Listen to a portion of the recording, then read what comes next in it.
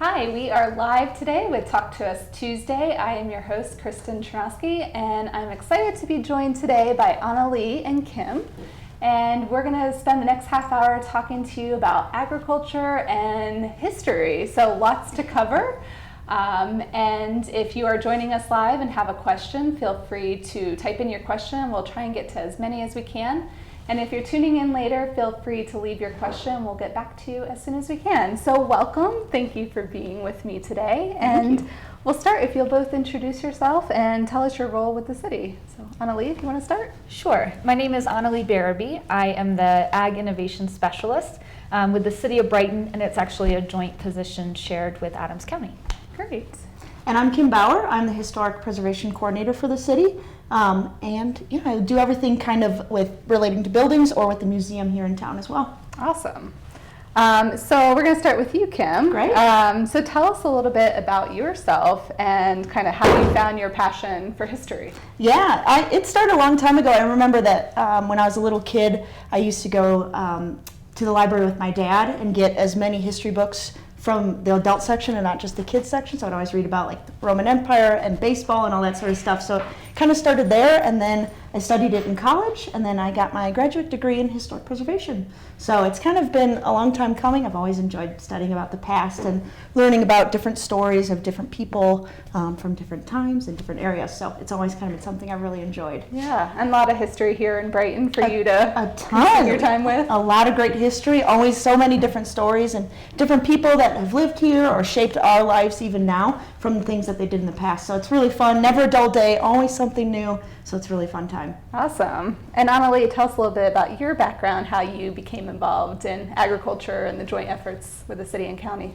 Yeah, I'd say it's similar to something that I have always had an interest in. Really, when I was a kid, it was gardening, and I grew up in Vermont, and there were a lot of small local farm stands and farm fields, and so I was kind of immersed in it from an early age. And then I went to school and learned that there was a whole field emerging around food systems and how to support agriculture and support food and access to healthy food, and those things just all really interest me. So I kept on that path, kept it as something that I was interested in. I before this was working to start food co-ops in Denver, community-owned grocery stores, and found this as something that would enable me to take all those pieces about food systems and agriculture that I was interested in and do something really exciting and innovative and different with it. So awesome. Yeah. Great.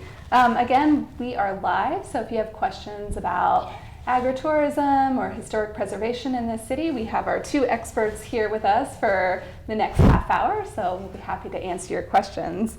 So Annalee, talk to us a little bit about the District Plan Commission and the work that's being done. Sure. So first of all, the district plan itself is a document that was adopted by both the City of Brighton and Adams County back in 2016. And it is a plan, I like to say, the overarching goals are to preserve farmland and heritage, to encourage local food production and consumption and access, and promote agritourism. And so the District Plan Commission was created, started back in 2017 as a group of both city and county appointees, since there's land in the area that the district plan focuses on, that's both in the city of Brighton and in Adams County.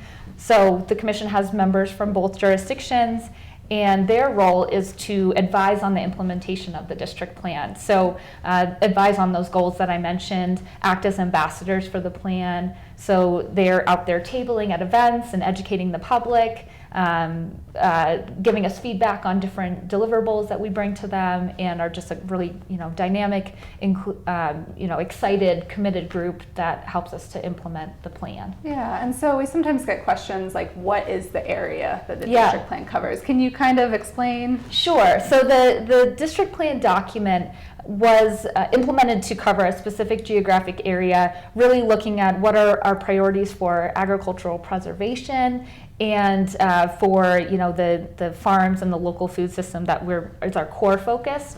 And so that area actually starts right at Bromley Lane. We're at the Bromley Farm, so that northern border is right along here. And then it goes out to 27th Way and 76, kind of on the east side, down to 470, and then over up on 85, and then part of the South Platte River on the west side. Okay. So that's the focus area of the district plan. Okay, great. And Kim, as the Historic Preservation Coordinator, you wear a couple of hats for the city. I Talk do. about that. Yeah, so kind of like what I mentioned at the beginning, I kind of have two distinct parts of my job, and half of it is being historic pres, and so that would be historic preservation really surrounds itself with kind of the built environment. So you're talking farm structures like this one, our downtown buildings, which were recently designated a local landmark historic district at the end of 2017. So kind of focusing on the built environment, those buildings, things like that. The other side of my job is then to help run the museum, which is located in a historic building itself. It's located in Historic City Hall, which is at the corner of 4th and Bridge there, and that's actually on the National Register of Historic Places, so one of our great old buildings in town as well. And we have a small museum in there where we help tell the story of Brighton through old newspapers or artifacts or other things often that are donated to us, and so by people in the community or by others that kind of help tell Brighton's story. So I have those kind of two parts of having the museum, which has the components you might think of bigger museums. We're just smaller, so we have research capabilities, we have an exhibit up, we do events, things like that, and then the historic pres side, like I said, which is more the kind of making sure that the historic buildings that we are in the care of are cared for and kind of kept up with their character that way. So Yeah, so talk to us a little bit about historic buildings. How Yeah. does a building get designated? That's a as great question. historic? So typically it would be, if you choose to designate it, so oftentimes it's the owner that would designate it, if you're talking about an individual building. So you can request it, and there's an application process. We go through, we have the Historic Preservation Commission, who are similar in the sense of the district plan committee, where they're, members of the community that are just interested in historic pres in my case. And they review it and they see if they think it has a couple of factors. If it's historic, so if it's old is the biggest one for sure. And then if it's got historic integrity, so if it's kept up well and things like that. And a couple of things that we look at, and then it could potentially move on and actually gets voted on by city council. So that's kind of a broad way. It kind of sometimes depends on the building or if it's a district or things like that. But oftentimes it just starts with somebody being really engaged, really loving a building or set of buildings, and then kind of going through the process and applying for it that way. Awesome. Well, I failed to mention, as Annalie did mention, we're here at Bromley Farm. So Kim, tell us a little bit about the history of this farm. Yeah, this is I'm often reticent to call a particular building in a particular city a gem, but if we had one, this is really one of our gems. And so what's neat about the Bromley farm, or its kind of full name, the Bromley Hishanuma Koizuma Farm, is that it's a perfect, in a lot of ways, embodiment of what Brighton's past is. We have the Bromley, so Emmett Bromley, who is kind of sometimes known as the founding father of Adams County, which is the county we're here in Brighton. And then we also have the Hishanuma and Koizuma, so that speaks to Brighton's long-standing heritage with our Japanese Americans who came here to farm and live their lives. And so we have those kind of two eras within the building, and so it's a great structure to talk about. Here's Brighton's history kind of embodied in a physical structure. And it's also, it's important to me, of course, and to those who love our historic buildings, but it's also widely recognized. So it's a local landmark, so what I kind of talked about with that process. It was local landmarked in 2010, but it was on the National Register of Historic Places in 2007, so even a few years prior, it's on the kind of highest level.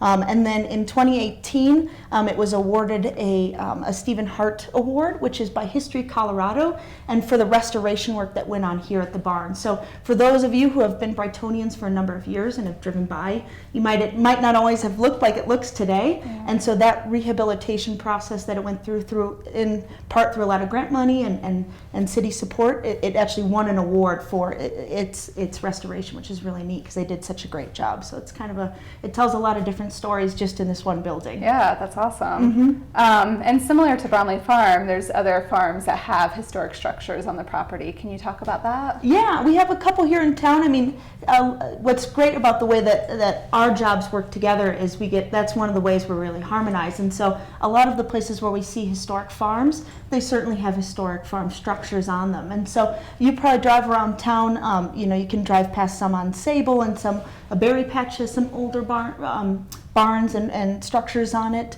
For those that might recognize, like if the Eichelman family sounds familiar, or it's just neat the way that if you've studied kind of Brighton history and you connect these names, you could probably connect historic farms or historic farm buildings on them. And what's really neat, or what my favorite part of historic preservation often is that it tells the story through the buildings themselves. So it might be these bricks or these pieces of wood, but they actually tell part of our history. And so we might not have the same kind of buildings or same story as maybe some place like Denver or something like that, but we have our agricultural heritage that's told through these old farmsteads that are all across the city, which is really neat.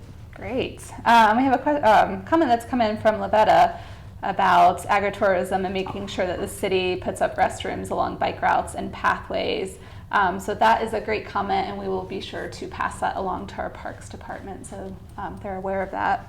Annalie, so earlier this year we launched a new brand, Historic Splendid Valley. Can you tell us about that? Sure. Yeah, so the brand Historic Splendid Valley was created to create an inclusive identity for the place that I mentioned.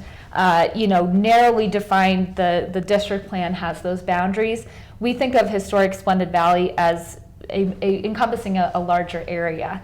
And so we worked with a consultant. We had funding to do this project from the Colorado Tourism Office, as well as the Brighton Lodging Tax Grant.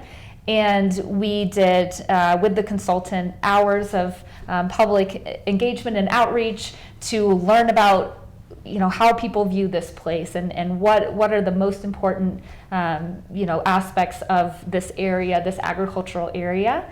And we came up with the name. And so the name actually nods to the fact that, first of all, this area, Historic Splendid Valley, was a critical area in the founding of Brighton, in the settling of this area because of its agriculture, because of its proximity to the South Platte River. We're in the South Platte River Valley. And we had access to irrigation that helped with the development of the settling of the place. And there's actually a story that the founder of Brighton, Daniel F. Carmichael, the year before he filed the first plat in Brighton, was a really tough year. It was drought-stricken. Farmers were having a hard time, keeping vegetables growing, keeping, their livestock fed and watered, and it was just a really challenging time in this area. But Carmichael saw a future in the place. He had a vision, and so in his obituary that was in the Brighton Blade in 1911, it says that he took a fancy to the place and thought that there should be a town in the splendid valley of the Platte. And so we took that, and we think it nods, to our past, to our history, to our agricultural heritage, and then also expresses that vision for the future of this area. And you mentioned agritourism, so agritourism being, any type of tourism, visitors coming to the area either locally, regionally, or nationally, that are interested in how a farm works and interested in where food comes from, and it's anything that really engages them with that, and also has that element and that important factor of providing income to these local farms and helping them to diversify what they're able to do. And so this area really encompasses that future as an agritourism destination and as a place that will continue to grow food, because not only are we developing this brand and marketing it and marketing this place, but we're also actively preserving our farmland, our prime agricultural soils that exist here. And so it's really a community brand that the farmers are embracing. Mm-hmm. It's not just something that the city and county is pushing. What have you seen as a result of it? Yeah, so far we're still in the early stages of implementing the brand. We worked hard in terms of the development of the brand with our local farmers, with local businesses, to make sure that we, encompass that all in this space. And it was hard to develop a name that encompassed everything that was here. But everyone, I think, agrees that it's better than the district plan area, which is what we were calling it. Right. So in terms of the implementation, we're in the process of developing a marketing and public relations plan that outlines all of our activities. And we have developed partnerships with the Brighton Chamber of Commerce, with Brighton Economic Development Corporation, with departments within the city of Brighton and Adams County, Brighton Shares the Harvest, the Historic Preservation Office, making sure that we're all engaging on how to implement this brand. So it's things like making sure we're talking about it on social media, that we have materials, that we are looking ahead to what are different ways we can incentivize our visitors to come to our different farm stands, to experience it, and then looking down the road to things like maybe doing some sort of a passport program where people get stamps for visiting all of our farms and then get a prize when they've visited them all, or Cool. different activities that we can promote it with. Yeah, nice. We've got a couple more questions that have come in. Two from Amanda.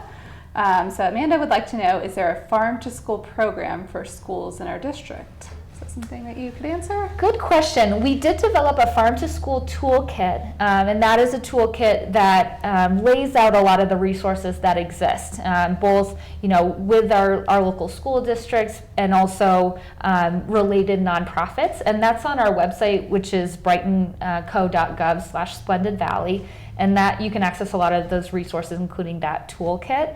And we work closely with Brighton Shares the Harvest. They locally do a lot of do great work to encourage our local schools to implement school gardens and education programs. But it really is, at this point, it's a school by school decision and initiative that different parents, teachers, principals, folks can encourage more of those activities at their individual schools. Okay. But there are a lot of exciting activities already going on, and one of the tactics in the plan is to expand on that and promote that farm to school, whether it's procurement, gardens, or education.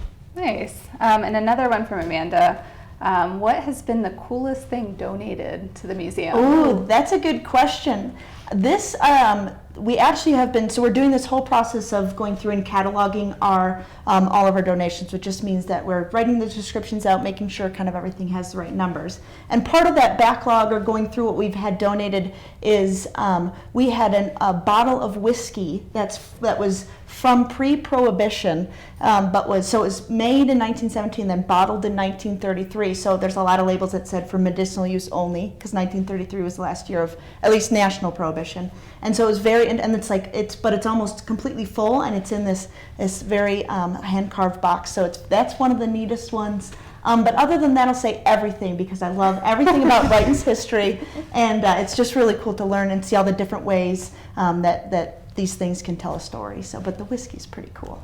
And then we have two more questions from Lavetta. So with that, she asked if, she says some of Mr. Hishanuma's family still resides here. Have they shared their stories with you?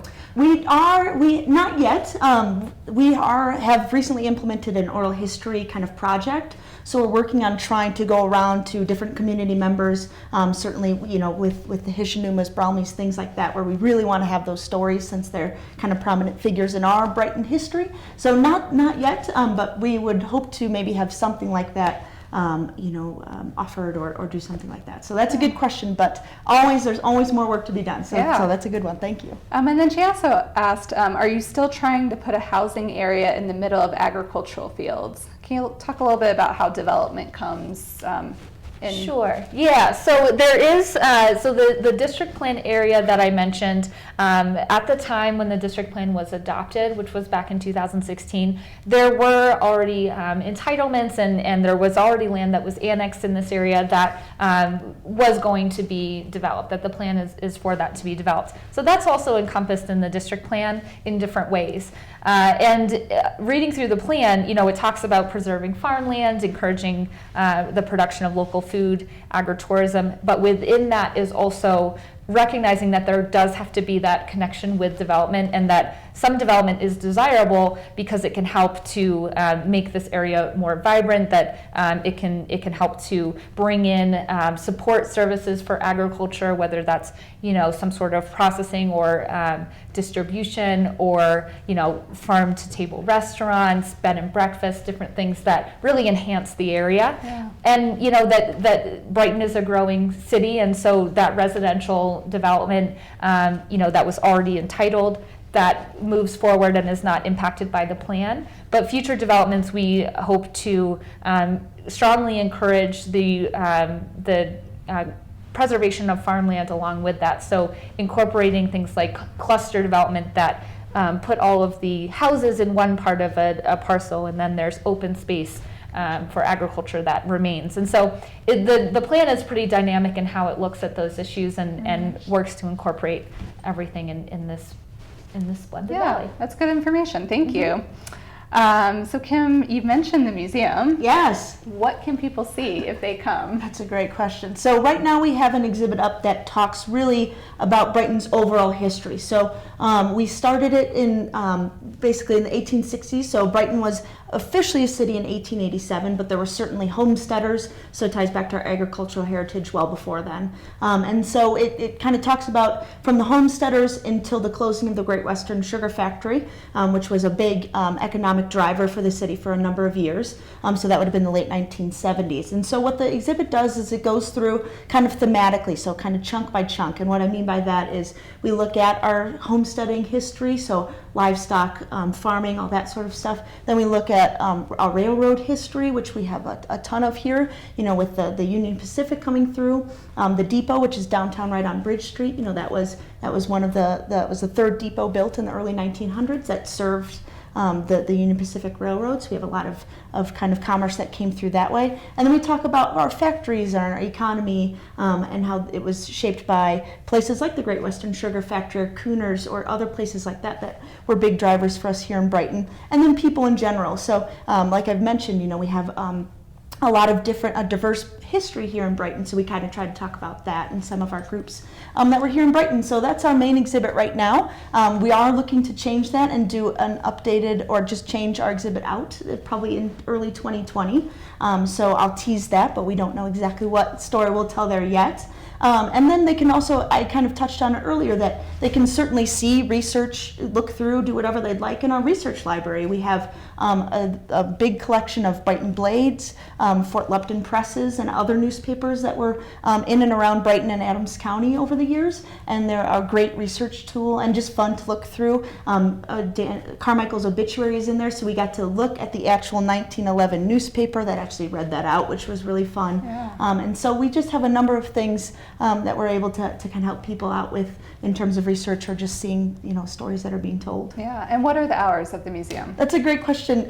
So it's Tuesday through Friday, 10 a.m. to 5 p.m. If you need some more research time, it could be by appointment through the week as well, but our hours for the museum just being open are 10 to 5 Tuesday through Friday. And then talk to us, if someone can't physically come to the museum, what are the other options to learn? Yeah, so we have this really great tool called Past Perfect. It's an online collection kind of software. And what it is it's a website you can go to and you can keyword search. So just like you keyword Google search whatever you might like to see. So whiskey bottle or Brighton Blade newspaper, you can kind of put in whatever you'd like. And as long as we've cataloged it, like I talked about that cataloging project that is ongoing for our collections, we upload it to this website and you can actually see a picture of it or a scan if it's a document. And then we write a little bit of history about it, so you're able to zoom in on it or see what it looks like and kind of investigate that way. So the nice part about the website is it's open 24/7. Yeah. So you can always go there as long as it's an item that we've uploaded to the website. It's there for you to check out and research and do all that sort of stuff. Tons of pictures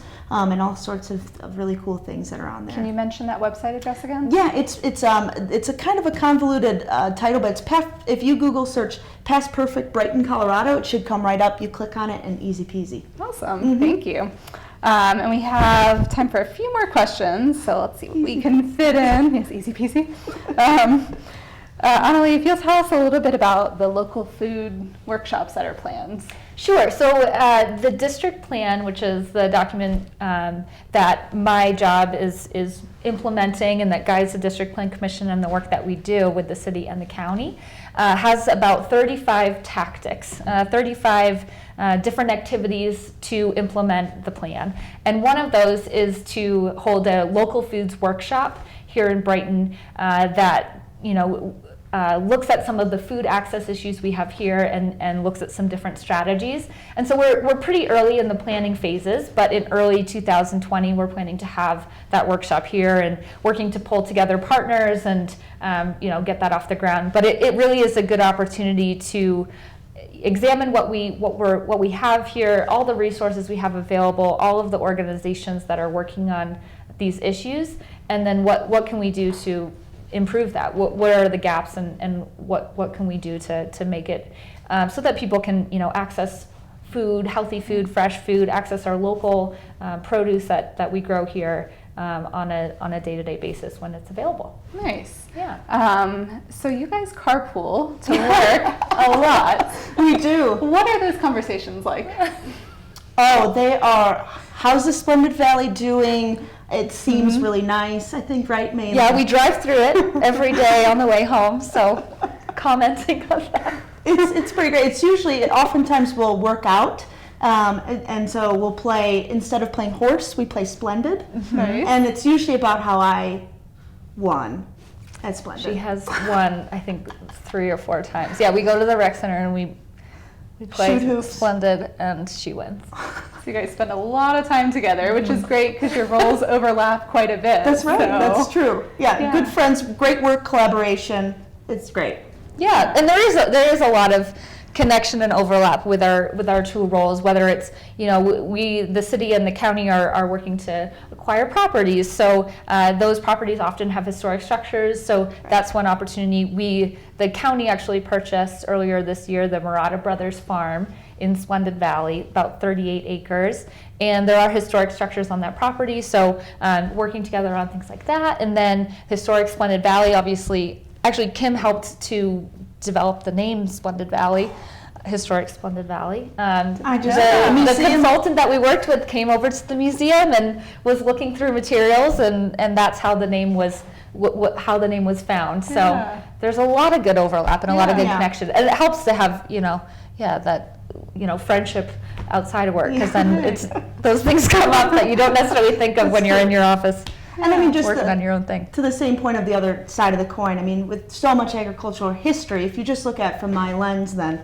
so much of Brighton's history is a lot of our farming history, or kind of ancillary things related to that. So like our factories were sugar beets, right, or Cooner Canning Factory with all sorts of different agricultural products. So the fact that if you even just look at it from my lens for a moment, not just the historic Splendid Valley, there's still a lot of overlap from my side too. So I ask her all those sorts of things. We do a lot of events together because there is that overlap, and so it's really fun with the way that our 2 jobs can kind of talk to each other, Yeah. and then we can bounce ideas off each other and come up with really cool things, and kind of this is a great place to be, and so it's fun to help our jobs are to get to help Brighton Yep. tell their story in different ways, so it's really great. So as we close, last question for both of you is what excites you most about your role and kind of the future of what's happening in Brighton? Oh, do you want me to? I can go first. All right. So yeah, I think for me, when I found this job and was going through the process of applying, it was something that I'd never seen anywhere before. What the City of Brighton is doing in partnership with Adams County is very unique and exciting and innovative and special. So to be a part of that is very exciting for me, and really just having that partnership with the city and the county is completely unique. And so being able to have that impact based on all of the tactics, all of the work that we're doing, and have that partnership is really exciting and really cool, and something that I don't know that I could find anywhere else, honestly. That's awesome. Yeah. What about you, Kim? I think for me, with kind of both things, there's, I stand on the shoulders of so many that came before me, even if they didn't necessarily hold the same title of Historic Preservation Coordinator that I do. And so that is really important to me, but it's also the historic preservation efforts and museum efforts as they are in terms of having landmarked or the downtown district properties or the museum itself. All of those are actually relatively new. And so what excites me is every day I get to come in and really see what is the vision for the stories that we want to tell. What is the museum going to look like, and how do we want to serve our community best? Or when we have the downtown district, how do we want to make sure that we're telling that story too? So for me, it's so exciting because there's been so many people that have done the work before me. It's not just me, but I'm honored that I get to continue to do it and look forward and see what kind of things we can do in the future. So, and it's always something different, so that's what excites me the most. Great. Well, I know we could probably spend another hour talking. Unfortunately, our time is up. If you missed us or if you're joining us later and have a question, please feel free to leave it and we'll get back to you as soon as we can. Thank you both for spending your lunch hour with us. Sure, we appreciate all the really good information. Thank you very much. Thank you. Yeah, and we will see you next month.